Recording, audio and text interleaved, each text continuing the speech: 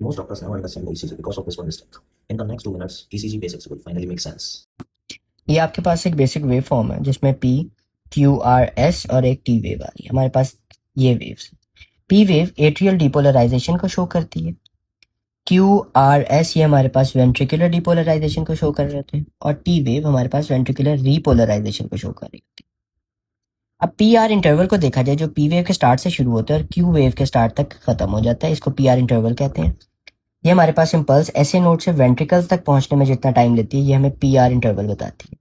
जबकि P R segment जो end of P wave से स्टार्ट होती है और स्टार्ट ऑफ क्यू वेव तक खत्म हो जाती है, ये हमें एवी नोड से लेके bundle of his, bundle branch और वेंट्रिकल्स तक, ये जितना टाइम इसको वेव को यहाँ तक पहुंचने में लगता है, ये हमें पी आर सेगमेंट बताती है। S T segment depolarization of ventricles को बताती है, और नॉर्मली ये आइसो इलेक्ट्रिक होती है। जैसे मैं आपको बता चुका हूँ कि एम आई के केस में ये एलिवेट या इसमें डिप्रेशन भी हो सकता है। क्यू टी इंटरवल आपको स्टार्ट ऑफ क्यू वेव और एंड ऑफ टी वेव तक बताएगा। अब आपके पास पेशेंट ईसीजी लेके आते हैं, आपने सबसे पहले उसको आइडेंटिफाई कर लेना है कि जी ये ईसीजी इसी बंदे की है, डेट टाइम से चेक कर लेना है, कैलिब्रेशन चेक कर लेनी है। वो सारी चीज़ें चेक करने के बाद आपने इस तरतीब से ईसीजी को देखना है। आप इसका स्क्रीनशॉट भी ले सकते हैं। सबसे पहले आप रेट देखेंगे कि पेशेंट का हार्ट रेट क्या है।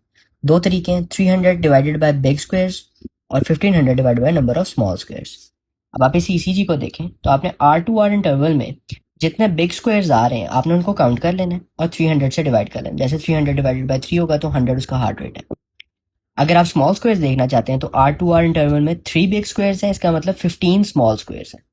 तो आपने 1500 को डिवाइड कर देना है नंबर ऑफ स्मॉल स्क्वायर्स से, तो हार्ट रेट आपका 100 आ जाएगा। ये आप इससे हार्ट रेट बता सकते हैं। अब अगर रिदम इरेगुलर है तो आप उसका हार्ट रेट कैसे निकालेंगे? आप number of QRS complexes in 6 seconds लेंगे, उसको 10 से मल्टीप्लाई कर देंगे तो आपका रेट निकल आएगा। या फिर आप number of QRS complexes in 5 seconds लेंगे, उसको 12 से मल्टीप्लाई करेंगे। आप कहेंगे कि ECG निकाल दें जिसके साथ एक लॉन्ग लीड भी हो। आप उस लीड में 6 सेकेंड्स में number of QRS complexes count करेंगे, उसको 10 से मल्टीप्लाई कर देंगे।